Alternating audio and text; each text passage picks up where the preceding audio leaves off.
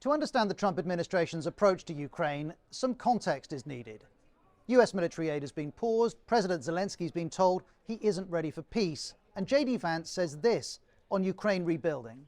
You're not going to do that if you come to the Oval Office, insult the president, and refuse to follow his plan for peace. The hostility and frustration is palpable, and it hasn't come out of the blue.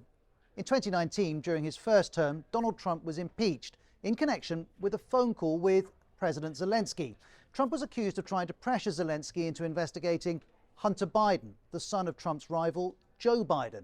Trump also suggested that when vice president, Joe Biden intervened to stop Hunter being investigated for corruption in Ukraine.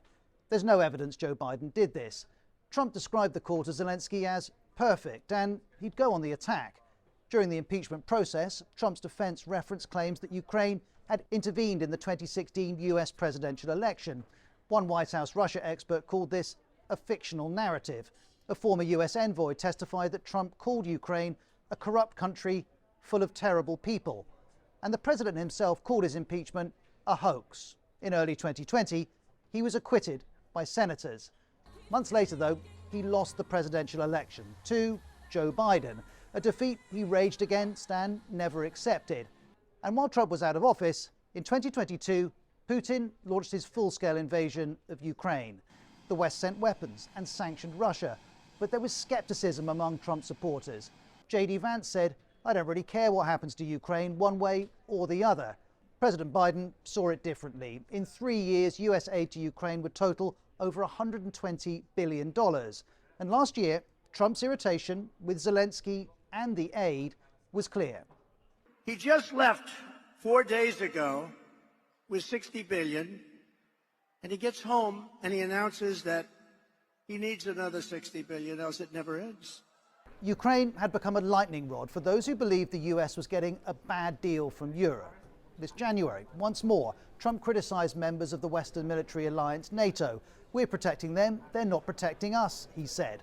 European leaders have acknowledged they need to spend more, though NATO's commitment to collective defense has only been triggered once, on behalf of the US, after the 9/11 attacks.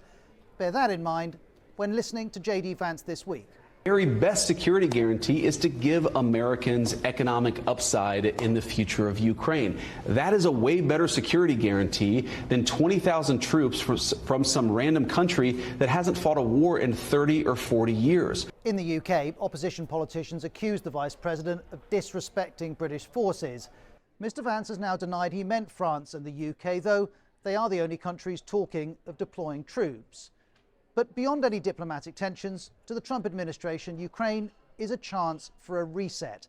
The commentator, Basia Ungasagan, writes, "What many Americans saw in the Oval Office was an American president, the first in my lifetime, defending the abused American taxpayer from an ongoing international fleecing, not just of the past 3 years, but for the entire post-war order."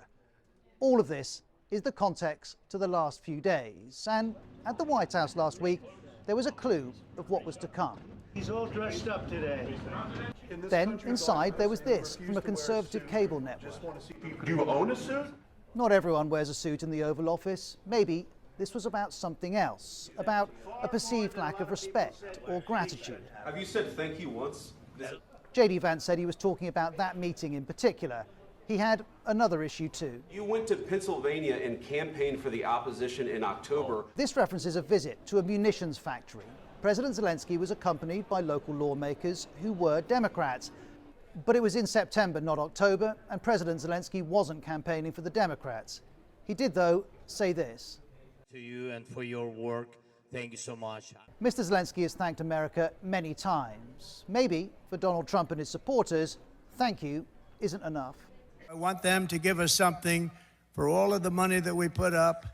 The something Mr. Trump wants is Ukraine's minerals. But for now, US aid has been paused, and amongst Trump supporters, another theme is being promoted.